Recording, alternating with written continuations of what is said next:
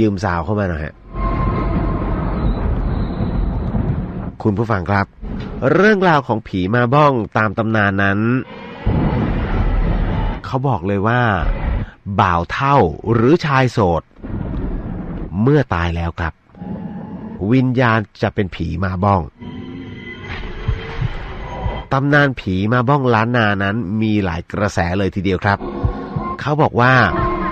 บ้างก็ว่าเป็นผีกะที่แก่มากๆงงไปใหญ่เลยผีกะนะฮะบอกว่าเป็นผีกะที่แก่มากๆจนกลายเป็นผีมาบ้องบางตำนานก็บอกว่าเป็นผีที่ชอบแทะกินหัวควายที่มันแห้งแล้วฮะก็แล้วแต่ว่าบางท้องถิ่นนั้นเขาจะสืบสารเล่าขานกันแบบไหนแต่ที่แน่ๆก็คือมีคำว่าผีมาบ้องเป็นคำเรียกชื่อผีเหมือนกันครับสำหรับตำนานนี้อาจจะแปลกกว่าที่อื่นก็คือเรียกว่ามันเริ่มตั้งแต่ว่ามีครอบครัวตุ๊กตักครอบครัวหนึ่งนะฮะเขาอยู่กัน3คนนะพ่อแม่ลูกครับคุณผู้ฟังฮะนะเป็นครอบครัวที่เรียกว่าน่าจะอบอุ่นพอสมควรอยู่กัน3คนพ่อแม่ลูกแล้วเขาก็เฝ้าคอกม้าของพระราชาฮะปรากฏว่าต่อมานั้นเมื่อพ่อแม่เสียชีวิตลงเหลือแต่ลูกชายที่ขยันขันแข็งแล้วก็เรียกว่าเป็นคนประหยัดจนตระหนี่เลยทีเดียวครับแม้แต่หัวควายที่ตายแล้วเนี่ยเขาก็เอาไปแทะเอาเนื้อมากินฮะกินจนหมดเลยฮะพร้อมความที่มัวแต่หากินตลอดชีวิตนั้นกลายเป็นบ่าวเฒ่าหรือว่าชายโสดจนสิ้นชีวิตไปนั่นเองครับ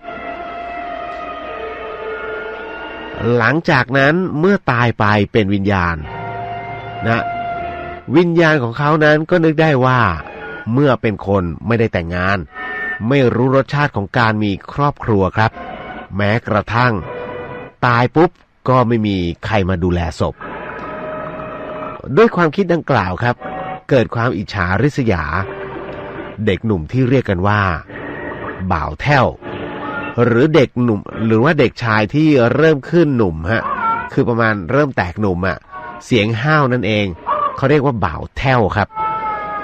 เมื่อกลายเป็นผีก็จะแอบไปเที่ยวตอนกลางคืนครับแอบไปเที่ยวตอนกลางคืนกับชายหนุ่มตามหมู่บ้านแต่ถ้าคืนไหนวันไหนแสงเดือนนั้นมันออกแสงที่เรียกว่ามัวมนออกสลัวหน่อยเนี่ยผีมาบ้องจะเกิดอารมณ์คึกฮะ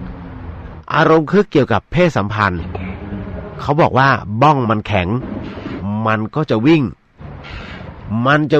อึนกระลึกอลึกมันเป็นยังไงก็ไม่รู้นะฮะวิ่งแบบนี้น่าจะเป็นการควบม้าฮะนะฮะวิ่งมาตามถนนหนทางในหมู่บ้านฮะหากใครพบเห็นบ่าวแท่วเมื่อใดฮะผีมาบ้องก็จะเกิดความอิจฉาก็จะใช้เท้านี้ดีดวางขาบ่าวแท่วจนหน้าเขียวและเกิดอันตรายฮะด้วยฤทธิ์เดชของผีมาบ้องดังกล่าวนั้นผู้ใหญ่จึงสั่งสอนเด็กชายแรกรุ่นขึ้นมานะฮะพวกที่เริ่มแตกหนุ่มฮะถือว่าที่เรียกกันว่าบ่าวแท่วนั้นว่าห้ามออกนอกบ้านยามกลางคืนฮะหากจะเที่ยวนั้นก็ต้องไปกับหนุ่มใหญ่ที่มีประสบการณ์แอวสาวมานะฮะหากว่าพบผีมาบ้องนั้นก็จะได้ช่วยกันขับไล่เรื่องของผีมาบ้องนั้นจึงเป็นตำนานของชาวล้านนาป้องกันเด็กชายแรกรุ่นหรือว่าบ่าวแท่วนั้นหนีออกนอกบ้านไปเที่ยวกลางคืนได้ดีฮะนี่เลยฮะจริงๆเขามีนะฮะว่าถ้าเจอผีมาบ้องเนี่ยให้ท่องคาถานะโมพุทธายะมะทะทะนะภากาสาจะสาเพพอดีฮะโดนผีดีดฮะคือมันเยอะเกินนะฮะเอาว่าถ้าเจอก็วิ่งหรือว่าช่วยกันนะฮะ บูชาพระรัตนตรัยฮะแล้วก็นะฮะว่าคาถาแล้วก็เสกไปเลยฮะเป่าเพียงพอโอ้โหอันนี้ให้มาประมาณ10 บรรทัดแม่เจ้ากว่าจะท่องเสร็จตายแล้วฮะนะครับคือเขาบอกว่าลักษณะของผีม้าบ้องนั้นลักษณะนั้นจะมีก็คือที่มีก็คือหัวจะเป็นคนฮะตัวจะเป็นม้าตอนกลางวันนั้นจะเป็นคนตามปกตินี่แหละครับคุณผู้ฟังฮะเหตุที่ทำให้ติดอาการของผีม้าบ้องนั้นก็คือเขาบอกว่าเมื่อใดที่เราไปเที่ยวบ้านของเขาในตอนกลางวันแล้วกินข้าวร่วมกันครบ3 ครั้งปุ๊บ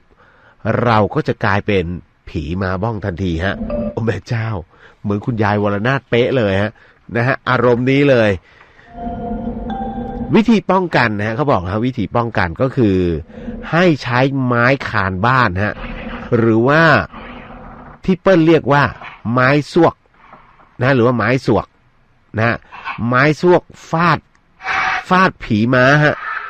นะฮะเมื่อไหร่ก็ตามที่ฟาดผีม้าจะกลัวแล้วก็หนีไปหรือไม่ก็ท่องคาถาตามที่ให้ในตอนแรกอย่าท่องเลยฮะท่องเสร็จคุณตายแล้วล่ะฮะ มันเยอะจัดนะฮะใช้ไม้ซวกเนี่ยตีดีกว่านะครับก็เป็นเรื่องราวที่เขาบอกมาแต่ว่าหลายเรื่องนะฮะที่น้องๆพยายามเข้ามาเล่าเรื่องหลอนๆเนี่ยพูดถึงเรื่องผีมาบ้องตอนแรกผมก็ไม่เข้าใจคิดว่าเฮ้ยมันมีจริงหรือเปล่าปรากฏว่าผู้เฒ่าผู้แก่ตอนที่รดน้ำดำหัวเนี่ยคุณผู้ฟังครับเขาบอกเลยว่ามันมีจริงแล้วเขาก็เคยเห็นโอ้โหเรื่องนี้นี่ทำให้ผมถึงกับอึ้งหรือถึงค้างไปเลยนะฮะเพราะว่าผมเองนี่ไม่เคยรู้จักเลยในเรื่องของผีมาบ้องนะฮะเอาละครับก็เรื่องเล่าตำนานหลอน